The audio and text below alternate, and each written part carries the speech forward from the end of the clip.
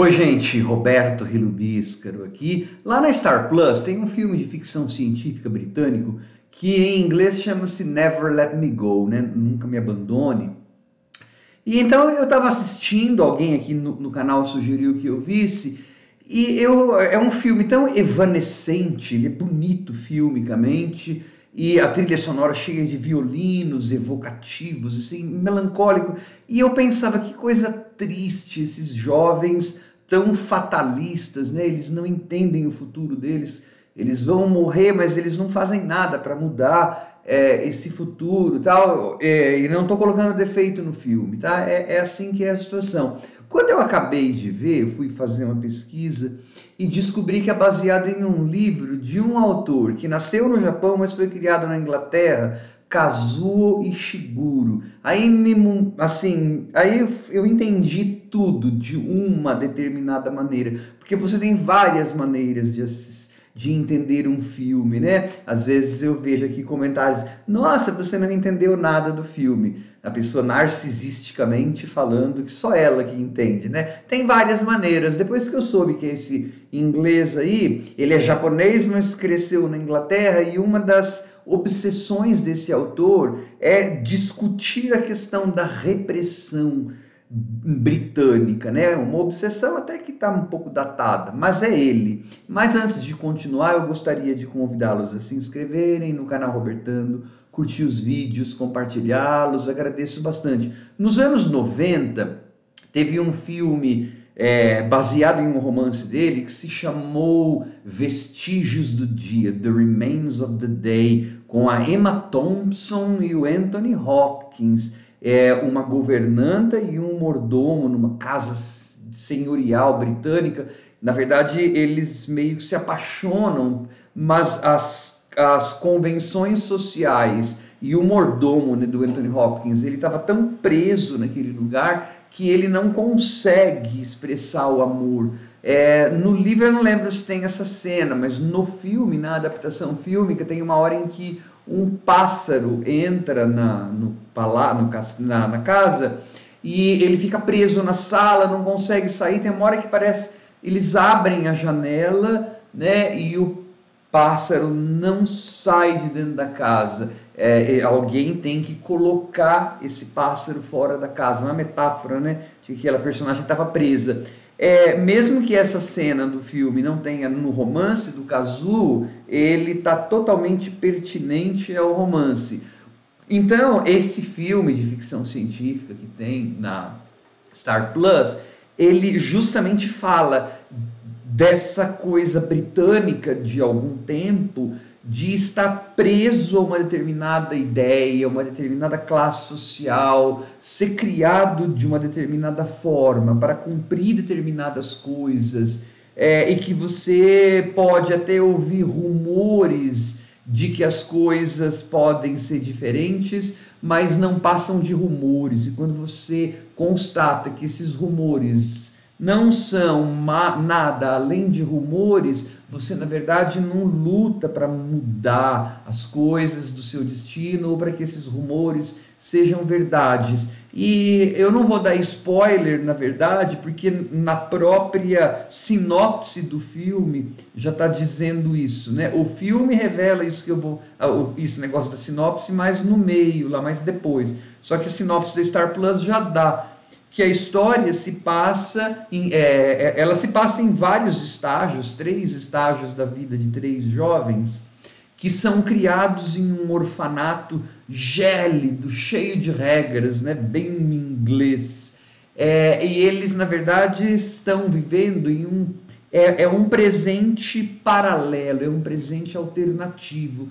Em 1952, a ciência achou a cura para as doenças, e em 1967 as pessoas estavam vivendo em média já 100 anos. Falei, que pão duro esse Kazuo Ishiguro, né? Já que descobriu a ciência, devia estar vivendo uns 500, mas enfim, estava vivendo 100 anos. Só que para isso acontecer, você tinha essas crianças eram criadas, pessoas eram criadas para doarem os seus órgãos e compulsoriamente, né? Elas eram criadas só para isso. Então, aí quando você está criando alguém para isso, você não pode achar que essas pessoas são pessoas. Você não pode achar que essas pessoas são seres humanos. Isso vai ter uma consequência no filme, né? Os rumores lá. Então, é nesse orfanato que vai se passar uma parte da história, porque a história começa com uma moça que é a cuidadora, o elenco é bom, a Karen Mulligan, Keira Knightley, uma moça que é cuidadora, né? Então, ela é cuidadora, é como se ela fosse uma mordoma, uma governanta. Ela é só uma serviçal mais graduada, porque os cuidadores também são doadores de órgãos, né? Então também não são humanos. E aí ela está vendo alguém que vai ser operado, né? Depois que a gente vai aprender que essa operação é para tirar órgãos. E aí ela é adulta, mas aí então volta para o passado quando essas crianças são crianças, quando esses jovens são crianças, e a dinâmica, né, de como eles são criados, de que eles não saem do colégio porque eles ouviram falar que alguém morreu de fome. Ah, mas como que você acredita nisso? Daí entra uma professora mais moderninha, né? E como você... Não, quem inventaria uma história assim? Ou seja, a gente é criado dessa forma, ouviu essa história, não muda. Tanto é que essa professora vai pagar não vai ficar muito tempo na escola, né? Aí depois eles são adolescentes e estão envolvidos esses três. E então tem um problema de amor ali, uma das personagens faz uma sacanagem, meio que ferra o amor dos outros. E aí você percebe que quando eles são maiores, eles já não estão mais no orfanato, eles estão num lugar meio sórdido, meio pobre lá, mas eles estão vivendo, eles poderiam teoricamente fugir, mas eles não fazem isso, né? Eles ficam melancólicos e tentam até evitar a doação compulsória, mas não através de brigas, embora uma das personagens tenha ataques de raiva, então, né, é bom isso, tem ataques de raiva, só que esses ataques de raiva não são usados contra aquele sistema opressor, do que, né, eles vão morrer, né, quando você vai ficar doando órgão, a hora que você chegar no primeiro, você morre, depois da segunda, terceira doação, o que acontecia? Então, eles assim, eles tentam procrastinar, adiar um pouco a doação, ou dentro do sistema, não, porque eu ouvi dizer que quando a gente ama, ou quando a gente faz isso, pode adiar, mas eles mesmo livres, só que eles não são livres, né? São igual o passarinho lá do filme, que pode sair, mas não sai. Eles tentam dentro do limite que o sistema impõe a eles. Então, é uma história de ficção científica que, na verdade, está muito mais preocupada, né, no caso do Kazuo Ishiguro e da leitura que eu dei, de discutir esse problema secular, né, das classes sociais britânicas, dos papéis que as pessoas supostamente tinham, será que ainda tem, dentro da sociedade de classes, né?